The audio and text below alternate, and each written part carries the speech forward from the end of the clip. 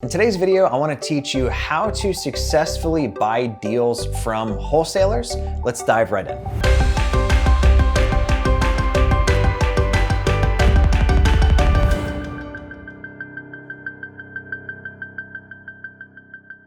The first step to buying deals from wholesalers is to realize that you're not dealing with properties that are like listed on the MLS or where there's a realtor involved.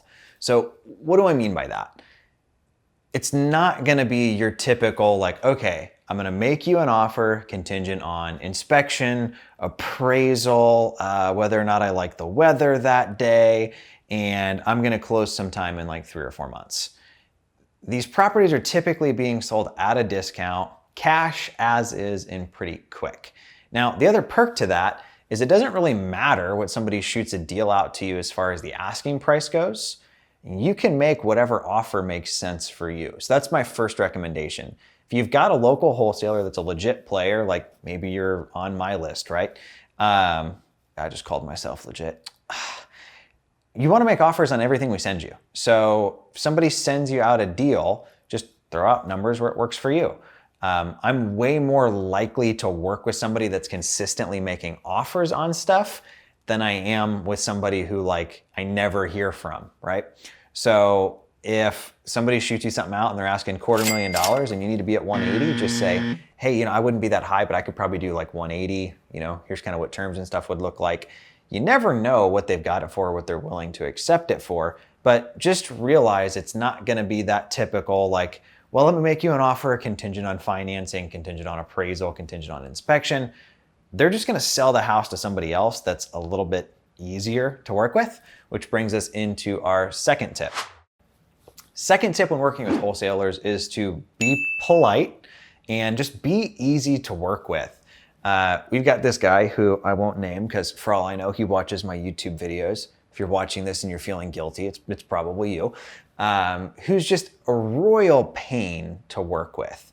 Anytime he makes us an offer, it's never our best offer. And I don't mean highest, like it's always, well, I'll buy the house, but you have to do these 5 things. And it's like, dude, if I wanted to do those 5 things, I would just do the deal myself.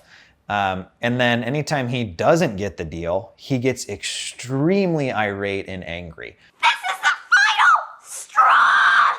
Like, I'll never look at anything you find ever again, you blank, blank, blank. And then a week later, it's like, hey, do you have anything I can look at, please? Right? So be easygoing.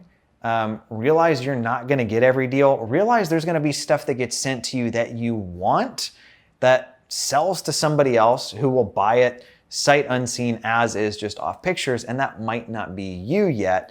But I can tell you with us, we've had people that are consistently making us offers on stuff that have made us an offer where like, they're in the running, they're not the highest, they're not the lowest, but they're like, they're within range, who we've chosen to work with because they're pleasant, they're polite, and they're consistently making offers. And we're kind of like, hey, let's give this one, let's give them this one, let's throw them a bone, right?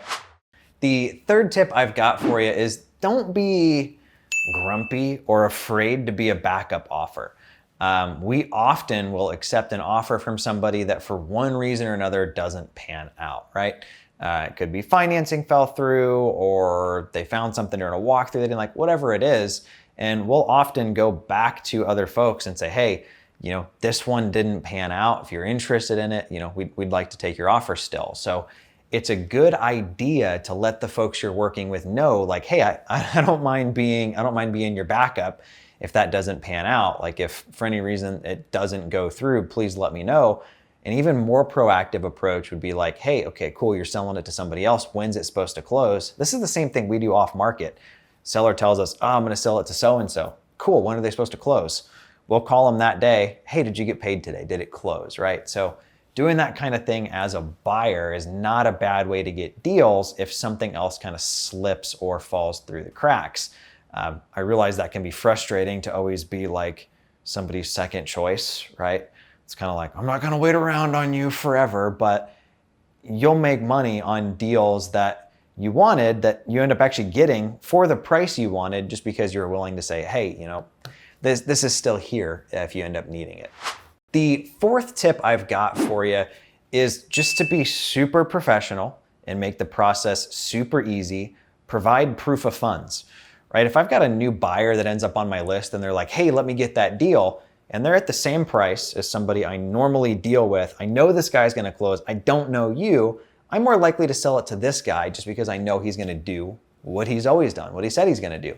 So if you're working with a new wholesaler, hey, I'd like this deal, here's my proof of funds, here's the terms I'm willing to buy it on, I'll pay cash, I can close this fast. Normally, honestly, if I'm being blunt, I don't take offers where people want to do an inspection unless it's somebody I know or I've worked with. A lot of the times what we're saying is, hey, during your walkthrough, bring your GC, bring your inspector, and let them make sure there's no problems with it. But if I've got the choice between you and you want to hey, I need to go in the sewer with my camera and I need to have, somebody come test for lead and for mold and all this stuff, I'm going to take the guy that's like, hey, Ryan, I'll take it as is. Now, as an end buyer myself, I'm absolutely your guy who's a little bit more picky, but I'm buying a deal from a wholesaler right now. And I was like, let me walk through with my contractor and just, make sure that there's nothing that I'm missing. Now, I really do prefer to get full-blown inspections done, but this is a newer, nicer property where I'm really not as worried about it. I do recommend you've got to have your risk tolerances. I personally love a full-blown inspection on everything, but that's also why I go find my own deals so I can do that. I realize if I'm working with a wholesaler, really, they have what I want. They have the hard piece, which is the deal, right? Having money in 2021 to buy a deal, that's not that big of a flex. It's the guy who's got the deals is he's kind of the one in control. So I might have to play by his terms. I might have to use his title company. I might have to put down $2,500 in non-refundable EMD. But by just being very blunt, hey, here's where I'm at, here's proof of funds, this is what I'd like to pay. Ninja tip, by the way, from Mark Ferguson of Invest for More. If you're gonna send somebody proof of funds, use a savings account and move out anything you have that's really above and beyond that. So for instance, I made an offer on a building and I offered him $150. I wasn't gonna send him proof of funds of $300, right? So instead, move funds out to a different account real quick and send over something $148 or $151, something that looks like you can just barely come up to this price, makes them feel a little bit more badly about trying to counter you at well, give me 200. Well, if you already showed them you have 200, they don't feel like they're asking for as much, right? So just a little tidbit there. Fifth tip I've got for you on these is just be consistent with tips 1 through 4, right? Make offers on everything where you need to be polite, provide proof of funds, offer to be a backup. You do those things consistently, and the legit players in your town are gonna recognize that you're a legit player, and they might be more willing to do business with you. Which kind of leads me into my closing on this. You're not finding your own deals, so you're at the mercy of whoever's found them. Now, I've shared this before, so I don't mind sharing it again, but I'll just be kind of blunt.